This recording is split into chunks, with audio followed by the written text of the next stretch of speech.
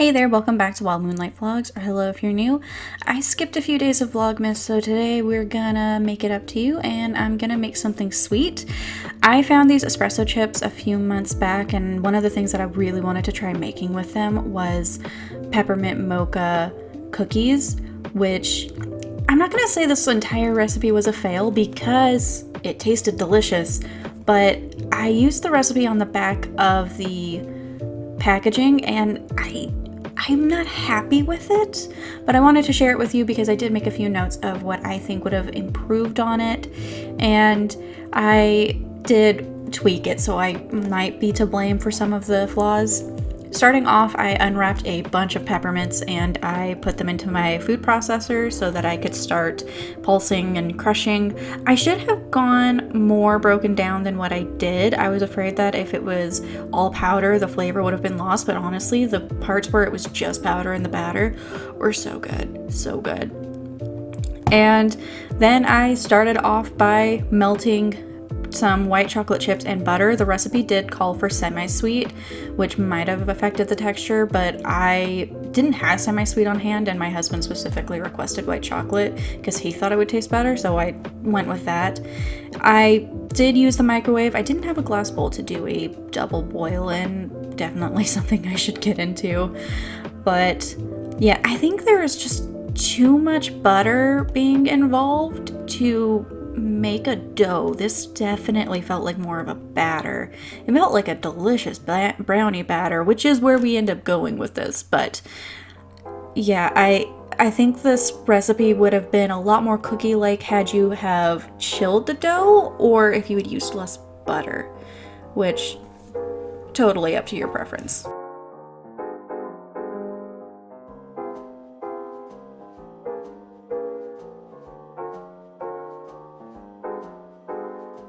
I absolutely hate washing dishes, so I decided to just go ahead and combine all the dry ingredients in the mixer instead of using another bowl. We're looking at 3 bowls of prep at this point between the food processor and everything else, but I did thoroughly combine everything. That is one thing that I know to do with dry ingredients regardless of your method, and honestly, I don't regret doing this. I think this is one of the easiest ways to mix ingredients, and it makes it a lot easier if you're just getting into baking and you don't have a lot of baking utensils. Yeah, but as you can see, there's a lot of butter being involved in this, and I really wish at this point that I had just gone with my gut and said, this is brownie batter, we're making brownies now. I did try to make a tray full of cookies, and you are going to see how that goes.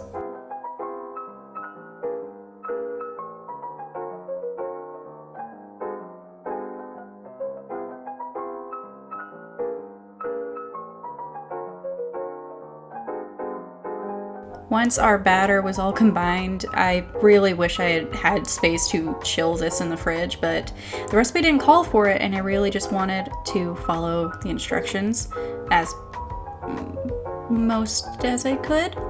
The cookies all fused together. They didn't just fuse, they took over the entire cooking tray, and as I had expected, the bigger chunks of peppermint that weren't as broken down as like the powder or just really small chunks won against the avocado oil, and they were very stuck to the pan, which is specifically why I said that I should have broken it down. I did check the brownies with a knife before I pulled them out of the oven for good, and they were not cooked at all. It was more of a soup, a delicious soup, but not a really edible soup.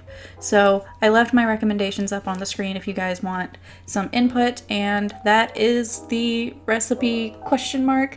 I hope you guys enjoyed this video. I didn't want to try and remake these and make it perfect because it's Vlogmas. There's no time for that, and I thought that this would be a little more of a valuable input than if I had just remade and kept making. So anyways, hope you guys enjoyed this. Sometimes baking fails happen. It's okay, especially if they still taste delicious, but either way, have a fabulous day, and I'll see you guys tomorrow. Bye.